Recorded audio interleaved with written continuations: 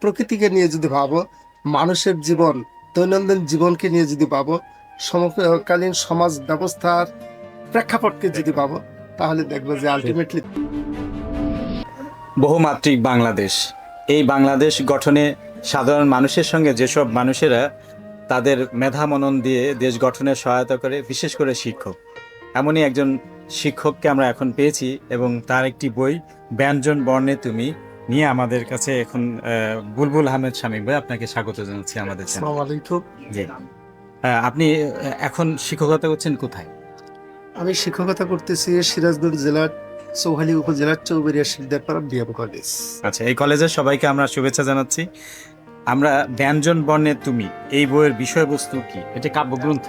হ্যাঁ, ব্যঞ্জন বর্ণের তুমি এই বইটির মূলত কাব্যগ্রন্থ। এর আচ্ছা। বিষয়বস্তুটা হলো কি, সমকালীন সমাজ ব্যবস্থার নানা অসঙ্গতি, আচ্ছা, আমাদের এই বাংলাদেশের রূপ বৈচিত্র্য এবং দেশের তৃণমূল মানুষের দুঃখ বেদনার কথা, আচ্ছা, সবকিছু মিলিয়ে আমি এই বইটা লিখেছি। আচ্ছা। আপনি কোন সাবজেক্টের শিক্ষক? আমি বাংলা ছাত্র। বাংলা বিভাগের। জি। আচ্ছা, তাহলে তো একজন সাহিত্যিককেই আমরা পেয়েছি। আচ্ছা, এই বই ছাড়া কি আর অন্য বইপত্র বা হ্যাঁ, লেখাজোখা সম্পর্কে আমরা এই একটু বইটার জানতে আগে আরেকটি বই আমি বের করেছি, ওই বইটির নাম হলো সর্বনাম, যেটা চাই? স্বরবর্ণে আমি। হ্যাঁ, বাহ, আপনি সব বর্ণে বর্ণে হ্যাঁ, আছেন। আচ্ছা, 2024 সালে এই বইটা অমর 21শে বইমেলাতে প্রকাশিত হয়েছে, আর এটা হলো 2026। আচ্ছা, আচ্ছা। যে আমি ওটি বর্ণমালার কাব্য- প্রতি আমার দুর্বলতা, ওটাও সেই দুর্বলতা থেকেই। কাব্যগ্রন্থ ছিল কি সেটি? হ্যাঁ হ্যাঁ, সেটাও কাব্য। আচ্ছা, আমরা কবি হিসেবে আপনাকে পরিচয় করে দিই। দর্শক যারা আমাদের সঙ্গে যুক্ত আছেন, বুলবুল আহমেদ শামীম, তিনি আমাদের কাছে কবি হিসেবেই এখন আমরা তাকে ধরে নিচ্ছি। এই যে কবিতা লিখছেন, এই লেখালেখি কবে থেকে শুরু হয়েছিল একটু আমার মনে করে দেখতে লেখালেখি পারা যায়? মূলত ছাত্র জীবন থেকে, হাই স্কুল আচ্ছা, জীবন থেকে। আচ্ছা, কিন্তু লেখা যা লিখেছি পুরো এক সময় আমি পাঞ্জেরি পাবলিকেশন চাকরি করতাম এই আচ্ছা, ভিতরে। আচ্ছা, সেখানে আমার 71টা কবিতা ছিল, আমি ওই বইটা প্রকাশ করবো, কোনো একজনকে আমি দিয়েছিলাম আচ্ছা, যে আমার এই পাণ্ডুলিপিটা একটু দেখে দিবেন, আমি সুযোগ পেলে এই পাবলিকেশন থেকে বইটা আমি প্রকাশ করবো। কিন্তু আচ্ছা, দুঃখিত, সে আমার পাণ্ডুলিপিটি হারিয়ে যায়। তারপর দীর্ঘদিন আমার আর লেখা হয়নি।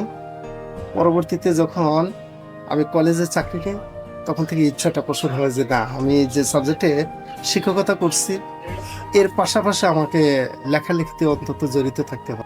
এই যে ছাত্রছাত্রীদের সঙ্গে এই অধ্যাপনার পাশাপাশি যে আপনি লিখছেন, সৃজনশীলতা, ছাত্রছাত্রীদেরকে কিভাবে আপনি এই লেখালেখিতে তাদেরকে মনোনিবেশ করানোর কোনো প্রক্রিয়া আপনি নিজে থেকে না, আমি করেন? ছাত্রছাত্রীদের, আমি ক্লাসে যখন যাই আমি আমার বইয়ের কথা অবশ্যই বলি আচ্ছা, যে এইভাবে আমি আমার কাব্যগ্রন্থ লিখছি, তোমরা যদি বাংলা সাহিত্যকে ভালোভাবে আত্মস্থ করতে পারো, দেখবে তোমাদের মধ্যে একটা কাব্যিক মন সৃষ্টি সৃজনশীল হবে, একটা মানুষের। সৃজনশীল মন মানসিকতা সৃষ্টি হবে।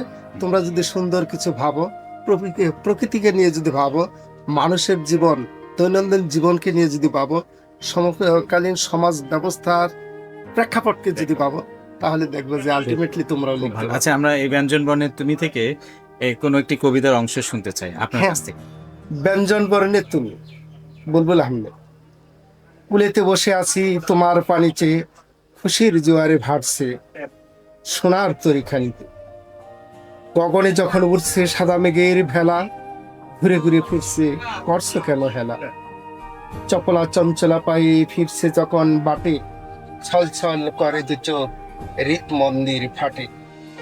জনমে জনমে রেখে যতনে বন্দি করেছে তুমি, ঝলক ঝলক রূপের রানী মন ছুঁয়েছি আমি।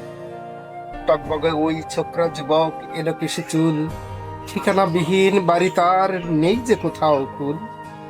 ডাগর ডাগর হরিণ চোখে দেখো চুপি চুপি, ঢাকনা দিয়ে রাখো তুমি তোমার রূপের ছবি। তোমার হিজল ফুলের মালা ঝুলছে তোমার গলে, থোকা থোকা ফুলের পাপড়ি লাল হয়েছে গালে। ধুলতে ধুলতে চলছো তুমি কোন সুদূরের গায়, ধরণীতে বইছে বায়ু প্রাণ জুড়িয়ে যায়। নীল নদের নীল পরীরা কাটছে সাঁতার জলে, পরীর বেশে উঠবে তুমি দেখবে চেয়ে স্থলে। ফুলের মতো সুবার ছড়াও মুগ্ধ হই আমি, বকুল বনে ডাকো আমায় ঘুম ভাঙ্গ তুমি। ভোলা যায়নি কোনো স্মৃতি, মন যে সব যে মনে জাগে, মন মাঝি তোর মনের কোঠায় পরীক্ষা পাইনি আগে, ঝায় উড়ে যায় ময়না পাখি মনের বাদন ছিঁড়ে, রঞ্জিত হয় বালাখানা শোকের মাতন ফিরে। লীলাবতী রূপের রানী রূপের ঝলক তার, শাড়ি পরা ঘোমটা মুখে আলতা পরা যার, ষড়ঋতুর রূপের মাঝে খুঁজে আমি তারে, স্বপ্নগুলো রঙিন হয়ে ঘিরে আছে যারে। রীতি হই তোমার চোখে তাকাও এক পলক, ফুরের ন্যায় দেখতে তারে হৃদয় জাগে ঝলক, ফুরের ন্যায় দেখতে তারে হৃদয় জাগে ঝলক। আপনারা জানেন বঙ্গনিউজ বিডিসি চ্যানেলে যারা কথা বলেন তাদের বইটিও এই মেলা চলাকালীন সময়ে এখানেই পাওয়া যাবে স্টলে, এবং বুলবুল আহমেদ শামীমের নাম্বারটি আমরা স্ক্রলিং করছি, আপনারা সরাসরি তার নাম্বারে যোগাযোগ করে বইটি কিনতে পারবেন। এছাড়া বঙ্গপিডিয়াতে তার জীবনী উঠলে সারা জীবন সেখান থেকে বইগুলো সংগ্রহ করতে পারবেন। চলুন নতুন মানবিক দুনিয়া গড়ি, বৌমা